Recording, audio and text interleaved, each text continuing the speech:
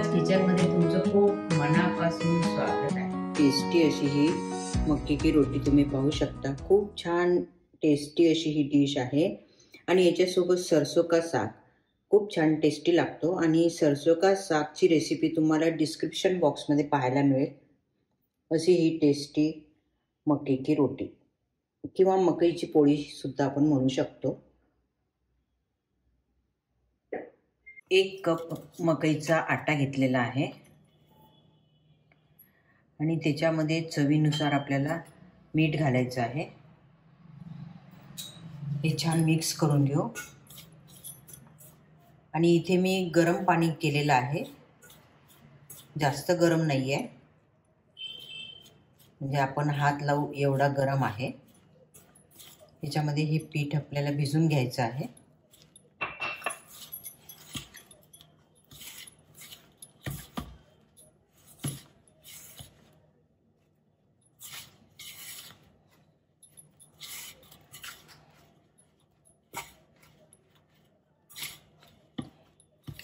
गरम पाण्यामुळे ह्या मकईची जी रोटी आपण बनवणार आहे ती तुटणार नाही आणि छान बनेल आणि छान फुगेल सुद्धा आणि नरम सुद्धा राहील।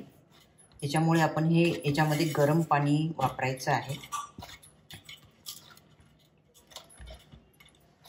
असा हा छान पीठ मळून झालेला आहे, तुम्ही पाहू शकता।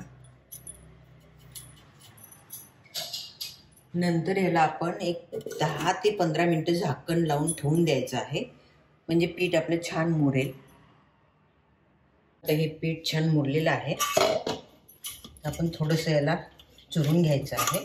पिठाला एकदम सॉफ्ट बनलेलं आहे। आता आपण याचे गोळे तोडून घ्यायचे आहे।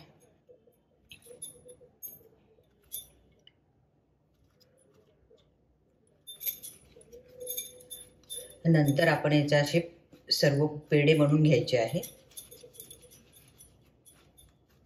असे सर्व पेढे बनवून घ्यायचे आहे।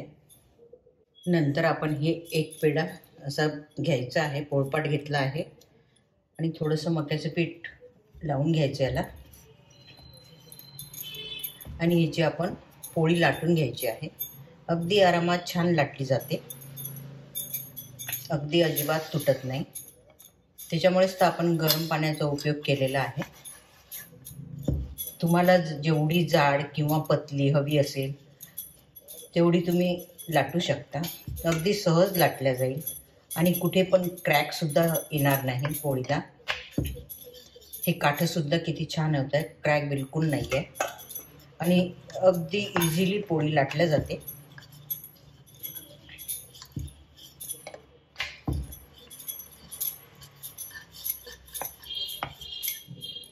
मी अशी इतपत जाड ठेवलेली आहे।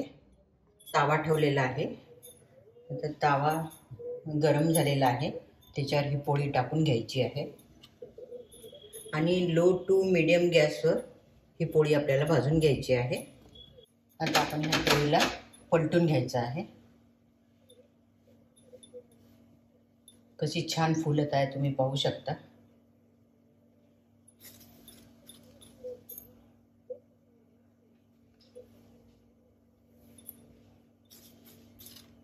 छान अगदी फुलली आहे।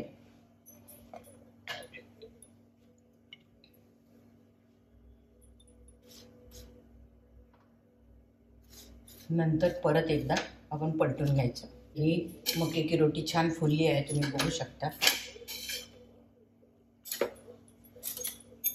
आता तसेच आपण दुसऱ्या पण पोळ्या किंवा मक्के की रोटी भाजून घ्यायची आहे। अशी ही मक्के की रोटी तयार आहे, तुम्ही पाहू शकता। खूप छान सॉफ्ट बनलेली आहे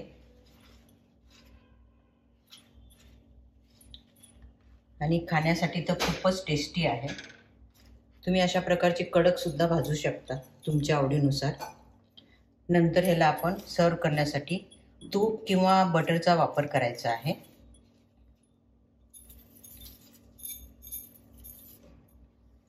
अशी ही मक्के की रोटी तयार आहे, तुम्ही पाहू शकता।